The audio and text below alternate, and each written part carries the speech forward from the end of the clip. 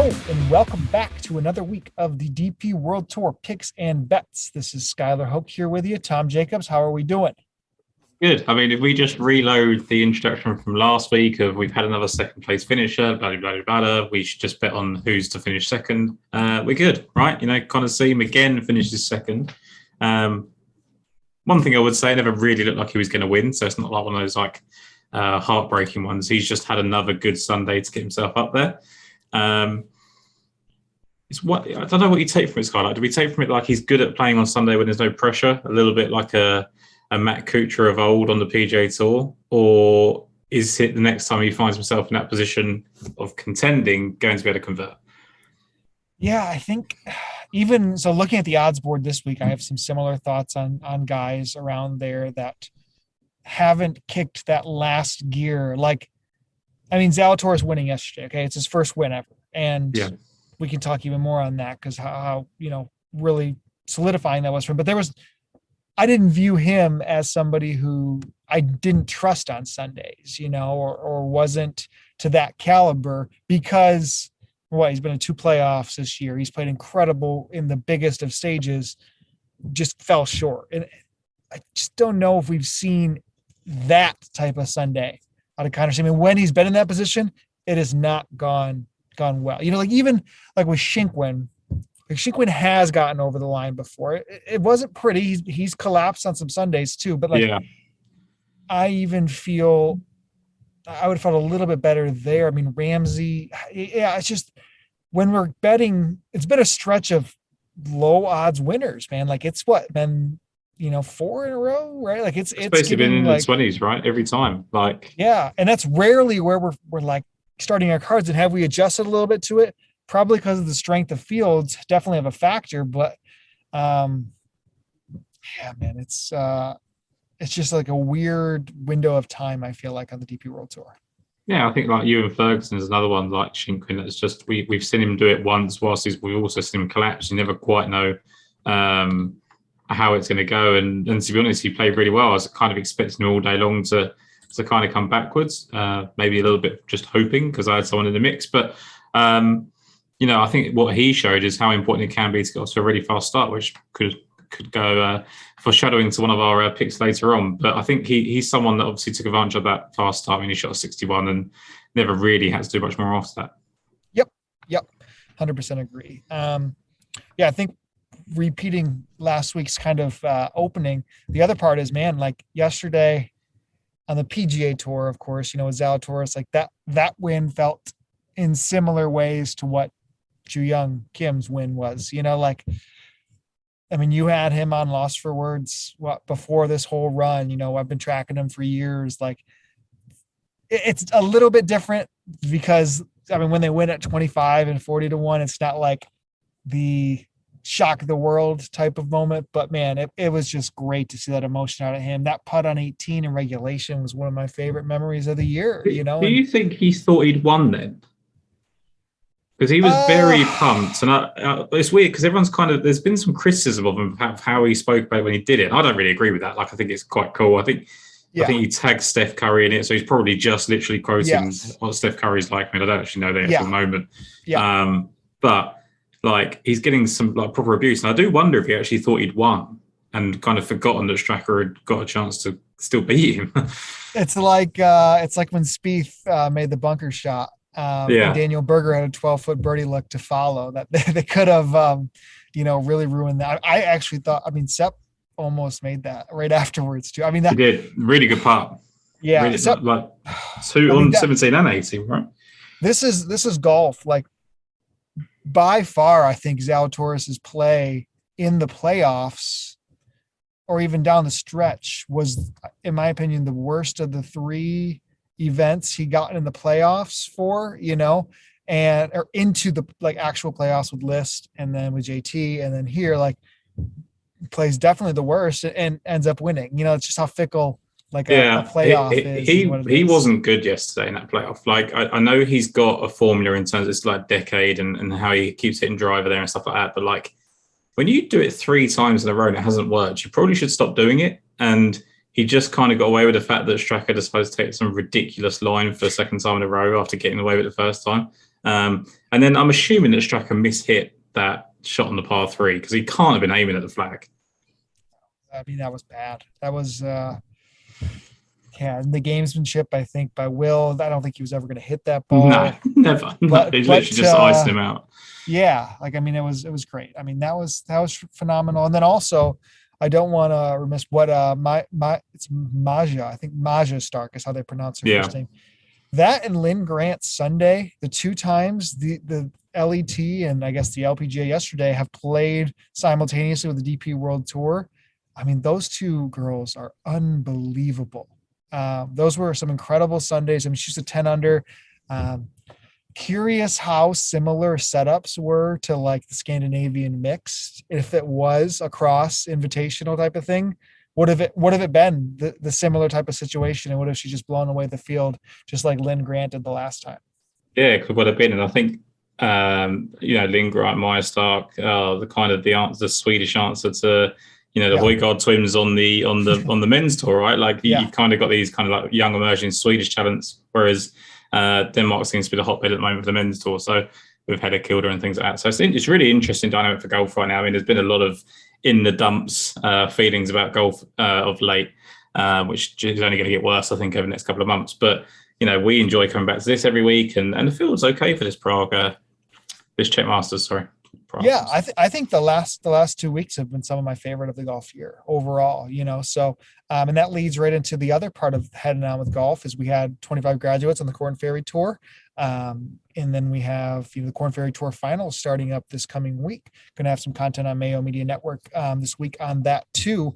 But there's definitely some DP World Tour guys that are coming over for the 3-event swing, trying to steal a tour card from that. And I mean, steal is probably a bad word, trying to earn their tour card through that swing. Last year, they were very successful. Kitayama, Rai, Schwab were three of the top ones that did it. I thought we might see actually a little bit more of the DP World Tour guys that were eligible. Anyone that you have eyes on over there?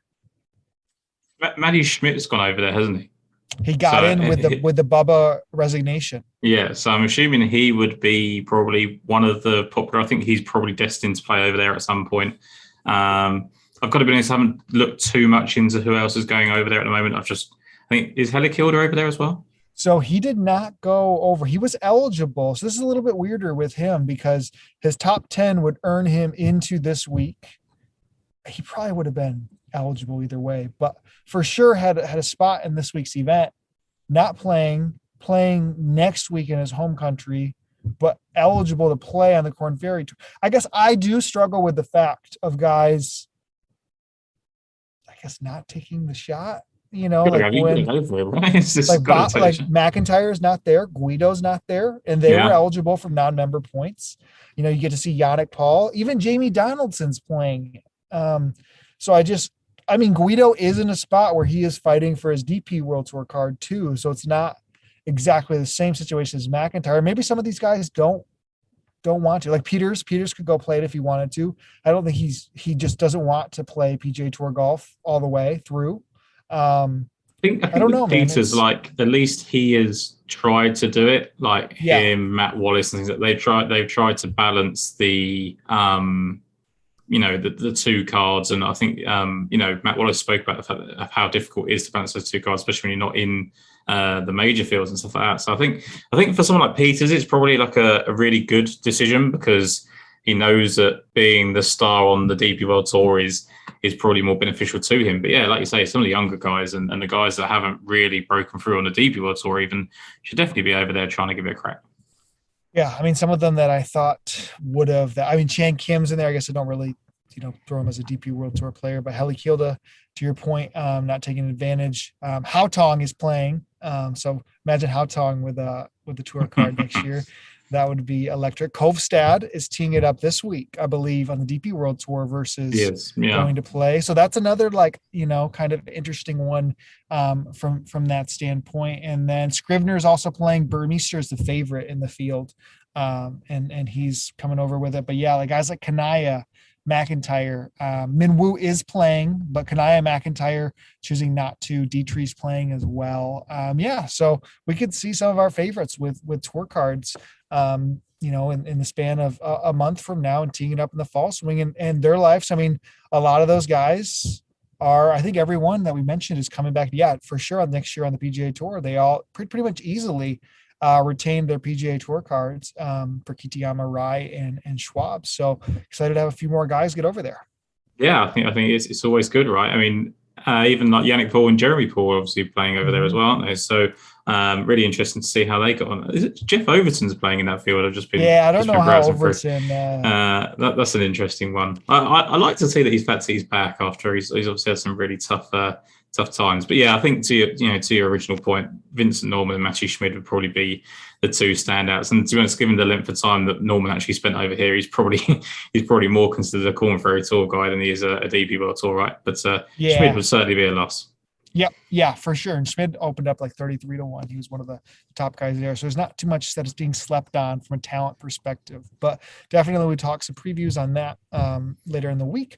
But let's dig into our event here on the DP World Tour side. So we have the D&D Real Czech Masters. Will be at the Albatross Golf Resort for the week. And we've seen this course quite a bit over the last few years. And the thing that I love about this event, I normally pass it over to you kind of for the course action, but I woke up this morning with a direct line on how I was betting this event.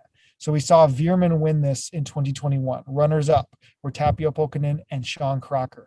We saw Thomas Peters win for the second time in 2019. Runner up Audrey Arnas.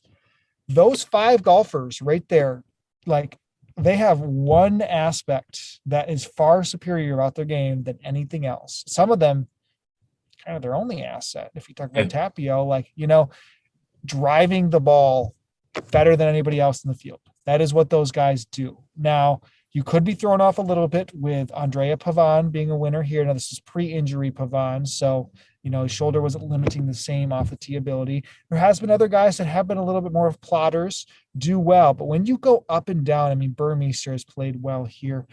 Poke, who also got his long. You go back to 2019, Hugo Leon was in the mix. Hugo Leon was very accurate and long off the tee, just very successful when it came to his driving. EVR at the time, one of the better drivers. Just to me, it screams a line of thinking from success when you look at that. And I am just dialed in one aspect of the way I'm kind of forming my card this week, and I think many else are across the industry.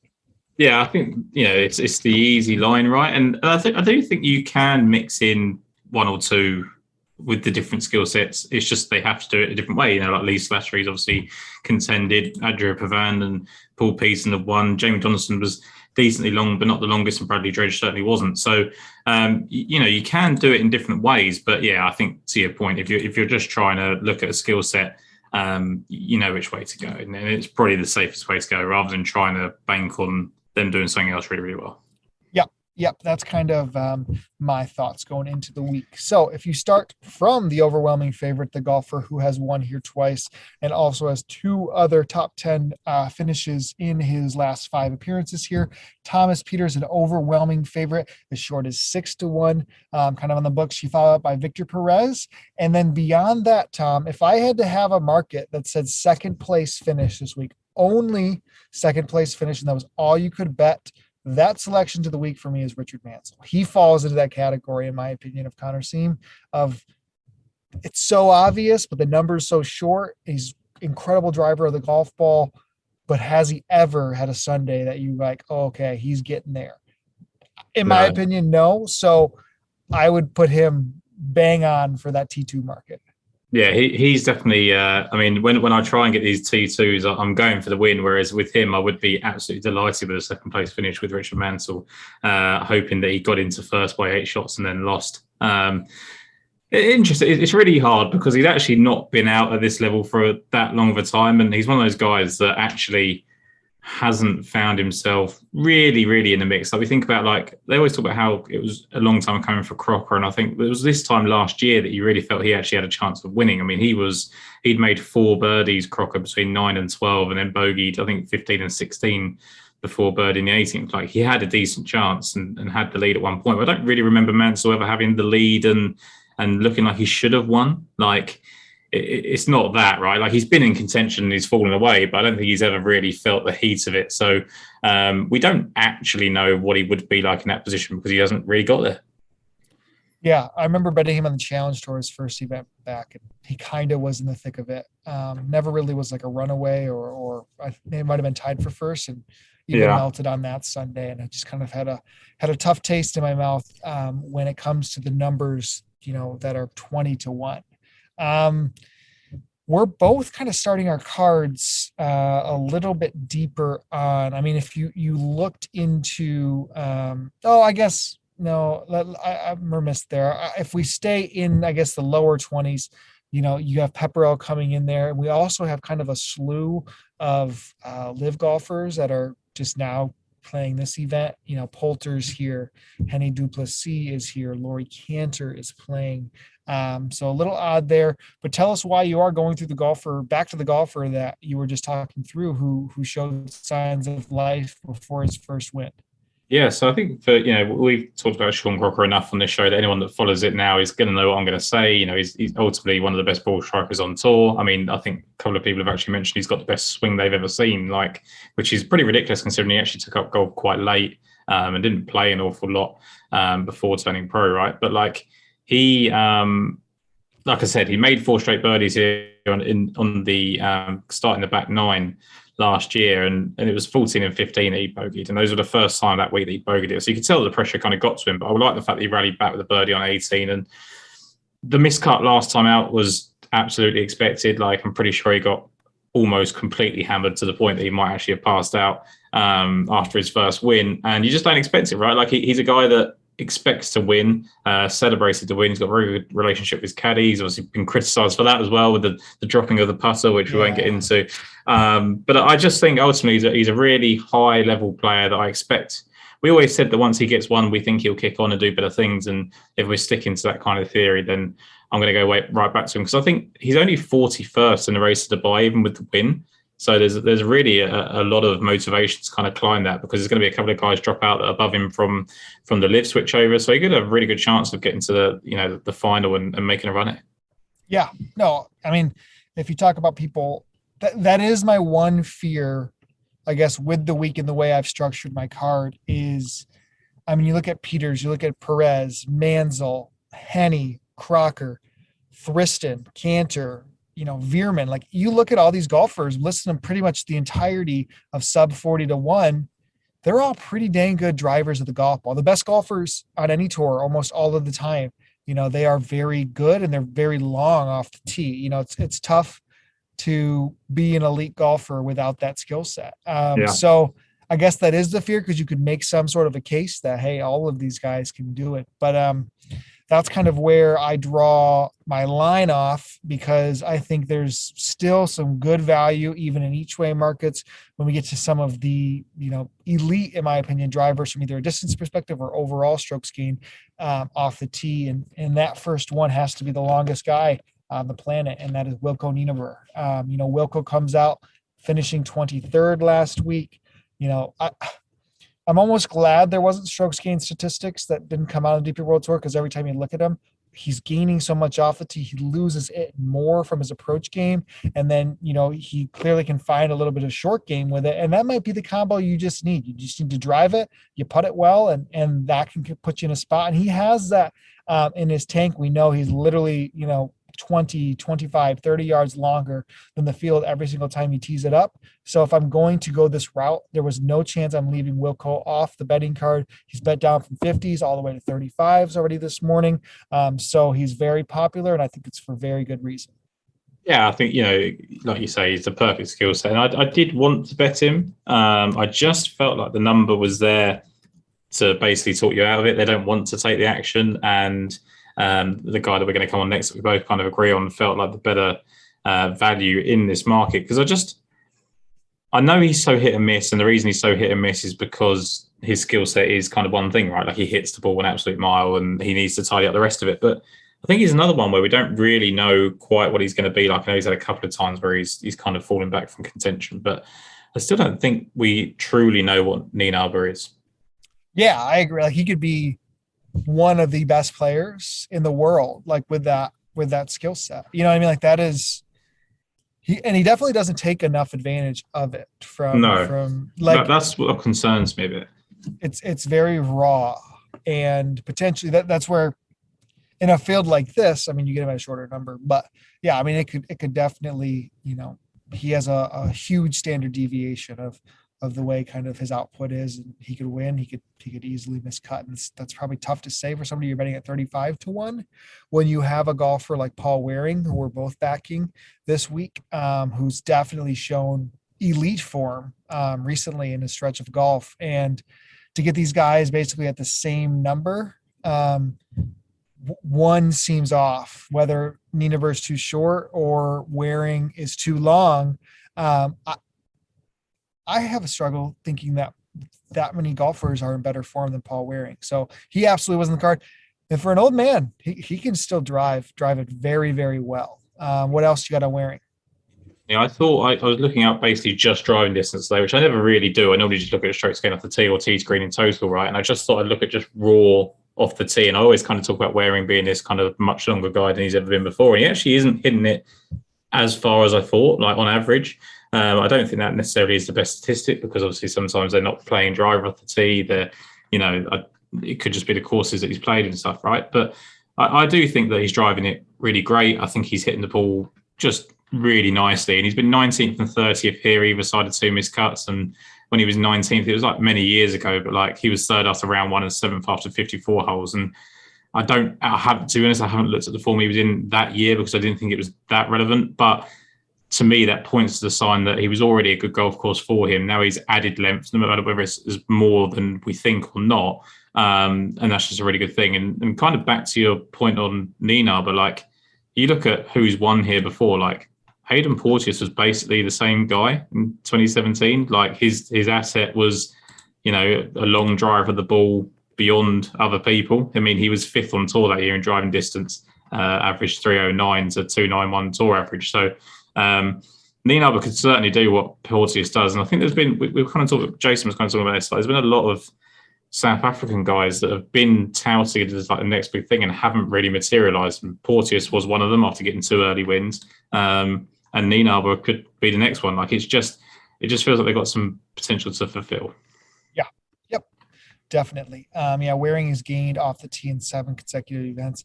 One stat that I will definitely say that I utilize for this week and am a big fan of is Data Golf does a great job at kind of aggregating world stats, adjusting for field strength, and does it by strokes gained categories. And they have Paul Waring as a top 50 driver in the world.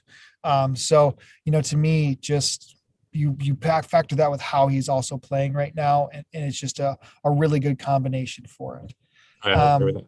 Yeah, so that's kind of been one of my relying factors that I look on for there. And if I keep going on, it's like we haven't when we kind of you get this stretch of golf, okay, and you aren't playing. And I think this is very common. Like you just fall off from people's radar, and you end up getting into a price range that most of the time doesn't make sense. Because if you told me Will Besseling, played 2 of the last 3 events, finished T12, T18, he would probably be in that low 30s. You could make probably a good case if one of them was a top 10 that he's 28-1. And when I factor in that driving, this is where he has impressed me so much. I mean, basically since I would say on basically the calendar year, he has been positive in every single, if not just below field average, in every single event off the tee except one event. At the Porsche where he finished second, very, very good off the tee. US Open, he was one of the best golfers in the field off the tee. I mean, if you look where he ended up finishing off the tee, he was guys that made the cut: Woodland, Fitzpatrick, and then Bestling was the third golfer. You go Scheffler below him, Rahm, Cantlay. What a bunch of golfers to kind of be around when it kind of shows your skill set for the first time on that stage. So he plays the Scottish after that, the Irish. Like it just hadn't been. We haven't seen him in a good amount of time, and to really look at what skill set matters the most to me, and I would say Mansell is the best driver on the DP World Tour. Shinkwin is probably the second one. I'd say Cantor, now he's not on the tour anymore, but Cantor was one of the best. But I would put Will Besseling kind of in that same category, and it's just slept on. And I think getting him as long as 50-1 this week is a steal. I think, but my only concern with like Besseling was like one you've already addressed. He hasn't played a lot. He obviously hasn't played since the Scottish Open, and like I never really expected him to have so much of an impact in the Scottish Open. Now, the one thing I would say is that he looked like he took a massive step forward over the last couple of seasons, and he kind of showed that, like you said, at the US Open. And people will think a 56th place finish doesn't look great, but you've got to look at how he got there and what happened, right, which you've done. But one concern of it is, like I just said, that he's taken a step forward and he hasn't really strung results together, and that kind of concerns me. Like 21st miscut, 9th miscut, 23rd miscut, second 56. Like he's just really unpredictable, and I think coming off a really big break, I don't know how that's going to help. It can go one of two ways. He's either going to be really well rested, works on his game, and be absolutely brilliant, or he's going to be rusty. And because I don't know, because he hasn't seen the golf course, or to my knowledge, he hasn't seen the golf course. It just worries me. If he had already had a top 10 here or something like that, I'd just go straight on him because he's got the familiarity. But I just think having to come to a new golf course and not have played, that would be my only concern. But all your points are completely taken aboard, and he was certainly 2 or 3 guys off of being on the card. Yeah, and that's to me like where with what the fields are. I mean, this field definitely is better than the previous 2 weeks, but it's still not anything into the echelons of some of the better DP World Tour events. So I think I just don't want to overlook that skill set that matters to me. And it's Absolutely. Like, okay, the skill set and the numbers line up, and I don't know if anyone's going to be on him because of that amount of time off. And if I'm staying that line of thinking, I think we can keep going with it. And that leads me, I think you said last one off for your guy. So let's go. Well, actually, no, we'll go to our for sure guy that we're both on here. I mean, there's no way we were going this week without betting Gavin Green. I was betting Wilco and I was betting Gavin Green. I was taking it to the window. Those guys could be the 1-2 exactor right there. I mean, Gavin Green showed out on the Asian Tour last week through 36 holes, almost held on enough where I think a birdie on the last and a 72nd could have got him into the winner's circle. Definitely probably should have won the event. He could have won. Yeah. Yeah. But that's why he's 75-1 this week, Tom. We're jumping back on. Well, this is the thing. Like I think me and Ryan Barrow were talking about it yesterday. Like it's actually a blessing in disguise that he kind of choked it away yesterday, because he didn't really choke it away in the sense that like he went, because what I liked about it, I've kind of written it down here, like he opened up par, bogey, double bogey, bogey to kind of put himself really far behind it, and then made 4 birdies since then. So he bounced back really well from it. The trouble was he played 3 par 5s towards like over the last 12 holes or whatever and didn't make a birdie on either of them. But when you look back at throughout the week as well, they weren't necessarily birdie holes. So it may just be doing him a little bit of disservice. He should have really made a couple of birdies coming down the stretch and won it. But I would rather take the positives, right? Like Gavin Green is there. I mean, I don't want to give Ryan's picks away because he's probably posting and stuff elsewhere, but he's definitely going to be on green as well, as to my knowledge, right? I mean, I think isn't Ben on him too? Like, it would make sense, wouldn't it? I think he's the one that makes just the most sense of the week, in my opinion. And if you're going to bet on him, you might as well bet him first round leader as well, because he's actually played here 3 times and twice he's been the first round leader. Yeah. Open with a 64 both times. So definitely double your bets down on him. Yeah. What about what's it called? I'm blanking on it. All 4 rounds in a row. What do they label that? Wire to wire. Wire to wire. There we go. Yeah, that would be huge, wouldn't it? Gavin Green would be like 300-1 wire to wire. Wire to wire. Yep, I love it. I like it. But yeah, I think he makes so much sense. And again, I am sticking on our skill set here, Tom. I am thinking through what we have kind of known about this golfer and overlooking, definitely some recent form worries in the sense of, back-to-back missed cuts after I'd say a decent stretch of golf. But if you're going to have somebody in the world that challenges Wilco for his distance, and it's not Big Bad Bryson, it is Nicholas Norgard Mahler. Every event he is clearing, the field average by distance by 10, 15, 20 yards. kind of fell apart there at the kazoo. Really, really bad kazoo when we were interested in him. Yeah.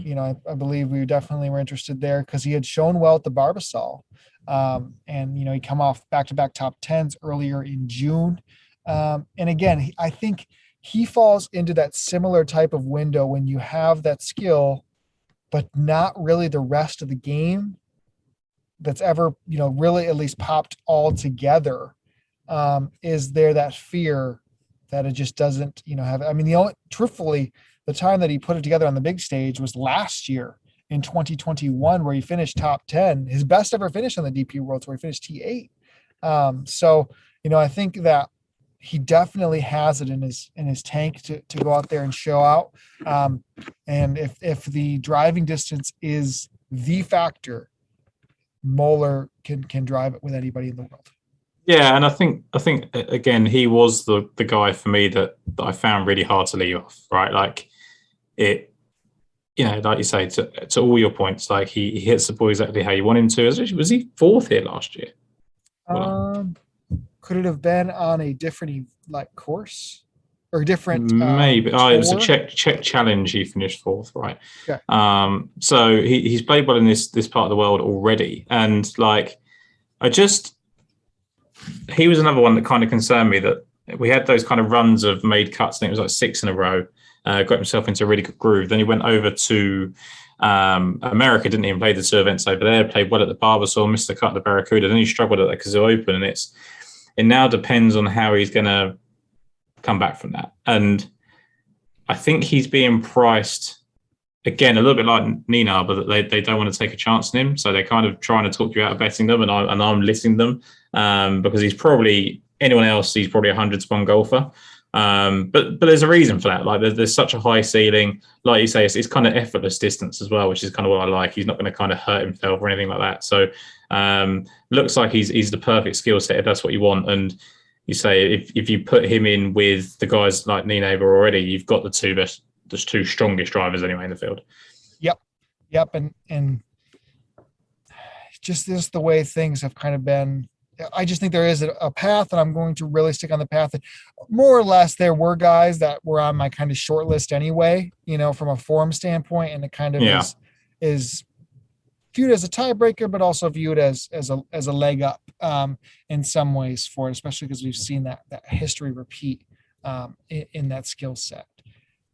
And I think once we get into, the hundreds and beyond here, it becomes anybody's ball game. I know you don't have a selection kind of beyond here.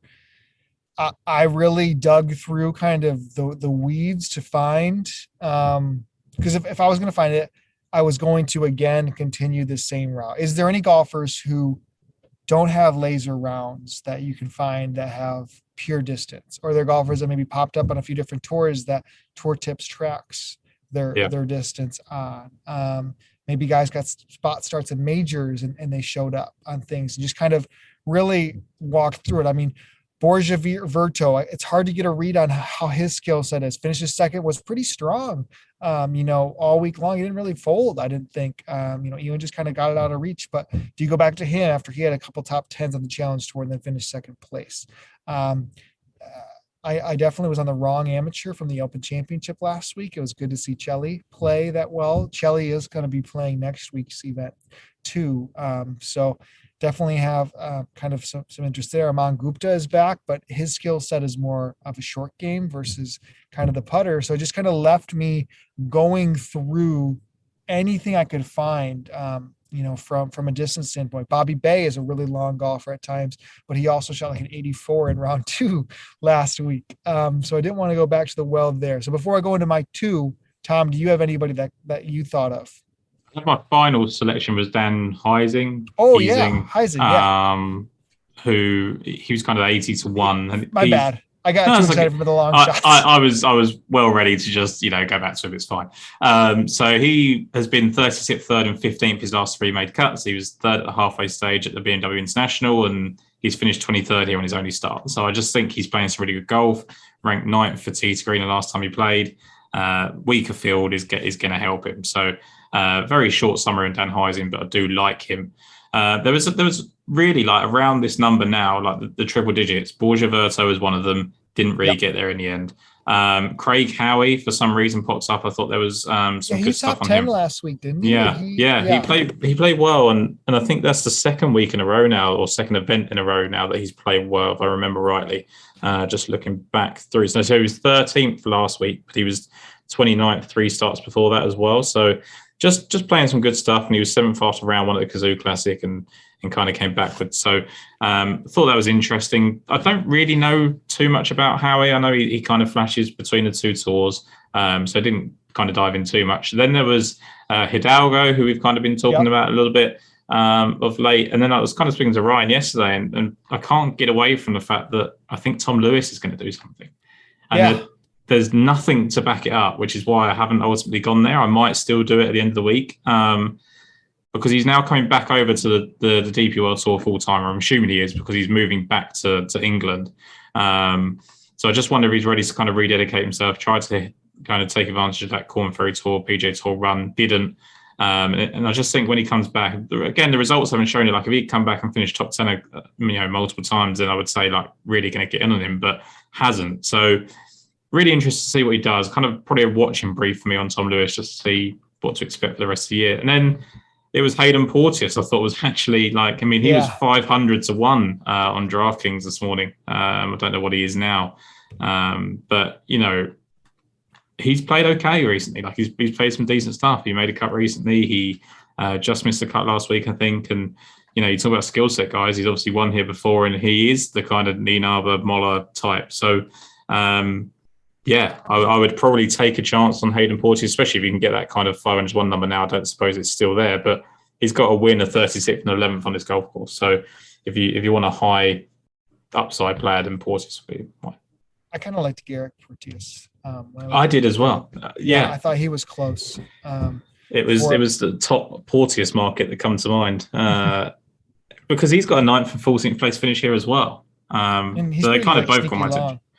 Yeah, I just felt like there was a lot of disparity between his price and like the other one. I know it's really weird just to compare the 2 Porteouses, but they kind of both. They can just kind of flash at the same time, or either or. And I just thought that you can take 500 to 1 or 90 to 1 of that golf, or probably just take the 500. But nothing really else. I mean, a couple of the old guard like Kjeldsen and Slattery have obviously got decent course form here, but I don't want to rely on those. Yeah, no, I think. Again, I just went searching for something specific personally, and when it ended up kind of landing on what I guess I would find them diamonds in the rough for guys that realistically aren't going to probably end up getting on betting cards. It's more or less the top 10 or the top 20 market. Like David Dixon, even though he didn't play all that well, he made it to Sunday, had actually a pretty decent shot of being in that top 20 market last week. And that's enough kind of with those guys, to really still have a decent payday.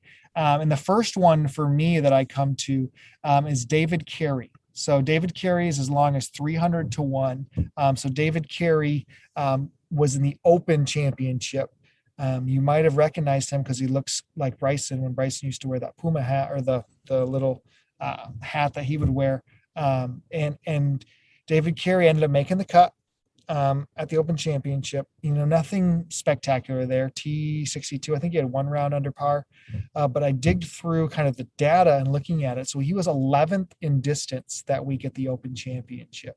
So he played there. He was about 12 yards longer than the field average. Played at the Hero Open. He was pretty dang good from a distance standpoint there as well. He is primarily an Alps Tour player. He shot a 57 a couple of years ago. If you ever heard that story, it was like a par. It was like a par 69 though. It wasn't like a true 57, but still has that. But I believe he was a winner in 2019 on the Alps Tour. Yeah, hasn't realistically has not shown much success outside of kind of those flashes in the pan. And last week, was his best, in my opinion, finish outside of the Open Championship that he's ever had. I mean, it made cut at the Open Championship. When you look in this field, that was there maybe like a handful of other guys, Yeah. maybe, played better than he did on the biggest stage in the world. So, very strong for somebody of that liking.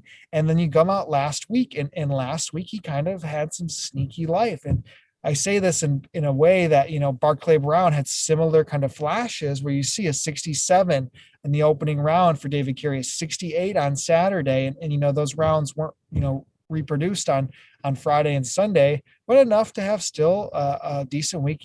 A quarter of the field only made it to Sunday. He did there, and driving distance was leading his way for it. So Carey is the first one for me that I'm going into. And those 300s you could find him at. And then the second one, I could not figure out, and I actually still can't figure out how in the world this guy is getting starts on the DP World Tour.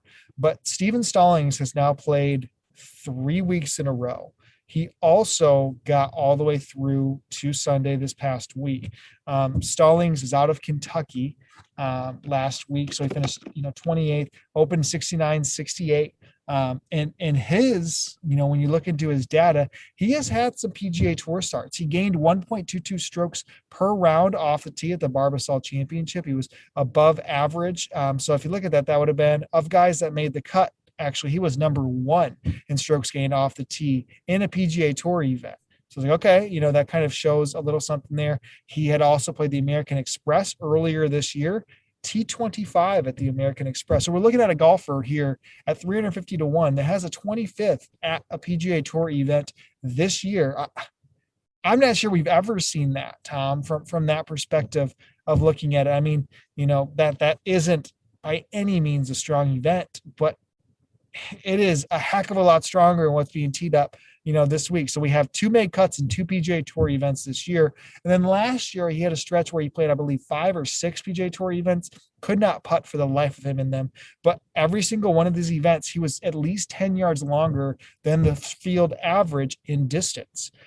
He was an okay amateur at Kentucky. He got some starts in the Barbasol. He made the cut his first year out of school at the Barbasol in 2019, where he once again was really, really good off the tee. He gained a stroke per round. So of guys that made the weekend, he was inside the top 10 in that. I actually think he was 4th in that event in strokes gained off the tee. So every single time that we get data on this guy, he's bombing it, absolutely bombing it. So, I think that's enough where there's an unknown and it's 350 to 1. And if I'm attacking this specific skill set, I am definitely pushing some chips in on some top 5, top 10, top 20 markets for Steven Stallings this week.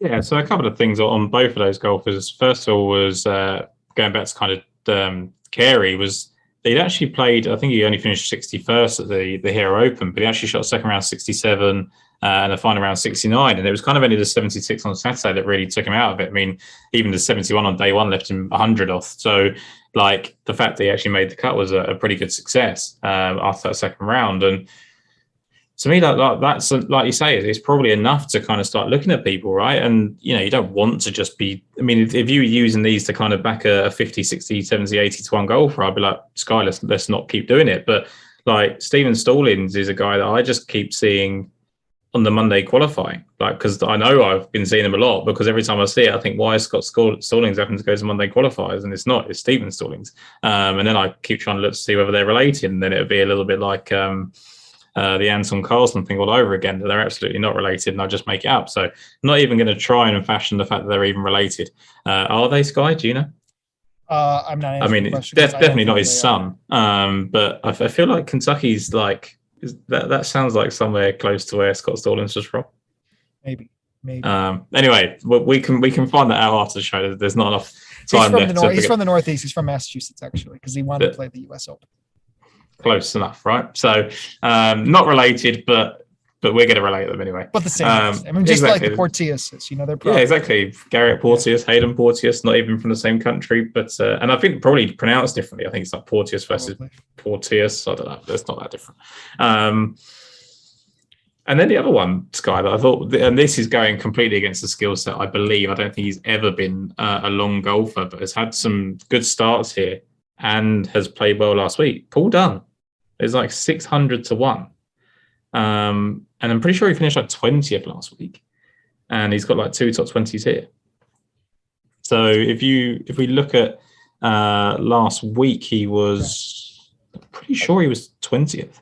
He missed last. It was 2 weeks ago. 2 weeks. 2 weeks ago. So 2 weeks ago he was 20th, and he missed the cut last week. But it was the third hole. It was the third round cut, right? Like it wasn't at the 36 hole stage. I believe so. Yes. So he was doing okay from memory. That he was playing 68, 72, 74. Yeah. Yeah, so he'd been okay until the final day. And then you look at it, he's finished 16th and 23rd here, which I think maybe, given his lack of distance, might be the upside of it. But if you're looking for a guy that can kind of post a top 20, I think Paul Dunn at a huge price is someone to look at. I always leave this show just thinking there's no way these long shots are placing this week, man. We need one. That makes the year. Steven Stallings make our year.